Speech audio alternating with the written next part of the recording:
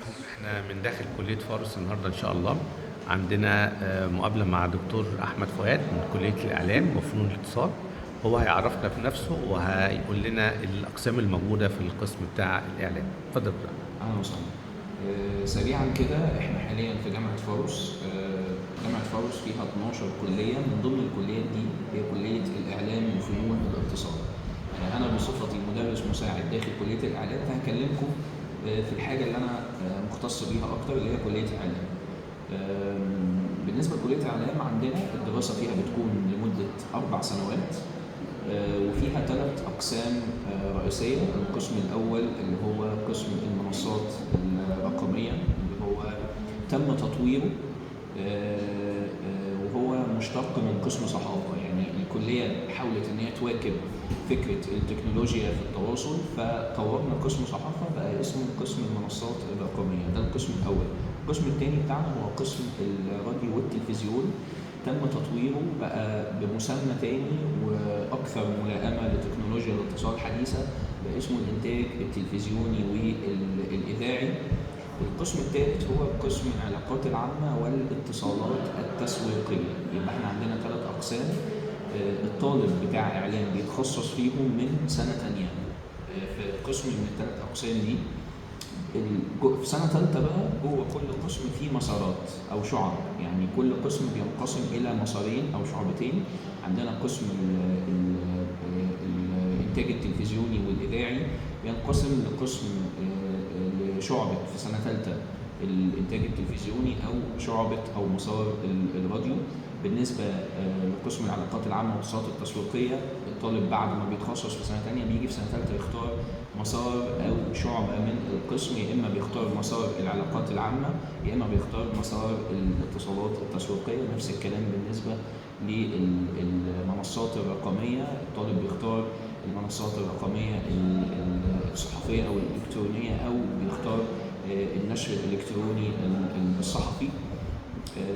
برضه كليتنا كلية الإعلام وفنون الاتصال بتقدم بجانب المحاضرات النظرية بتقدم سكاشن عملية وتدريب عملي مهم جدا للطالب بتاع إعلام، إن هو يكون بيأهله إن هو يكون على دراية بسوق العمل. عندنا استديوهات في الكلية، استديوهات للإذاعة وللراديو واستديوهات للتلفزيون.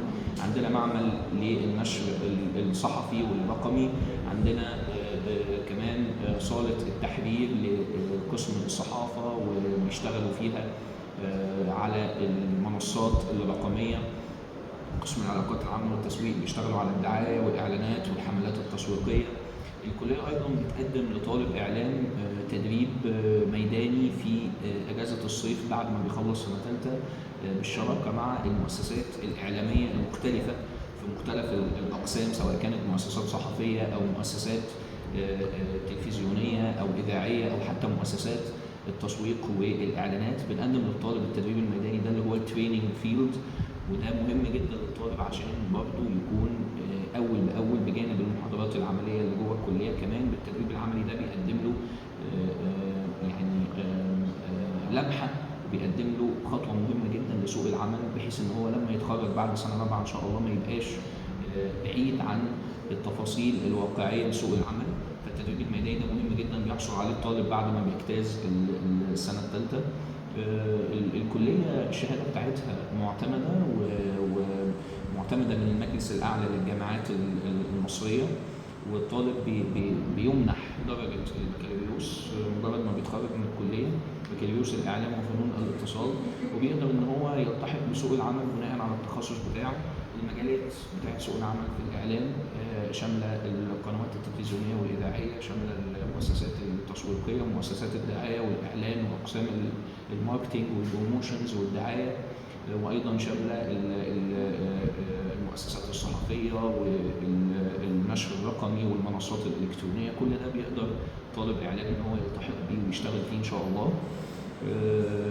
بتحاول الكلية دائما وأبدا أول بأول إن هي تعمل شراكات مع المؤسسات الإعلامية في سوق العمل، المؤسسات الكبيرة المختصة بالمجالات الإعلامية، وأول بأول بنحاول إن احنا نستضيف الخبراء اللي في مجال الإعلام عشان يدوا للطالب من خلال الندوات والمناقشات وورش العمل كل ما هو جديد في سوق العمل بالنسبة لكليه الاعلام. ودائما وابدا احنا بنحرص في الكليه عندنا سواء كاعضاء هيئه تدريس او هيئه معاونه، احنا نكون على اتصال دائم مع الطلبه، ومن خلال بجانب المحاضرات النظريه والعمليه بنخصص ساعات مكتبيه الاوفيس اورز، وبنخصص كمان محاضرات للارشاد الاكاديمي وجلسات وسيشنز واجتماعات دايما مع الطلبه عشان نمدهم بكل ما هو مهم في الدراسه النظريه او العمليه.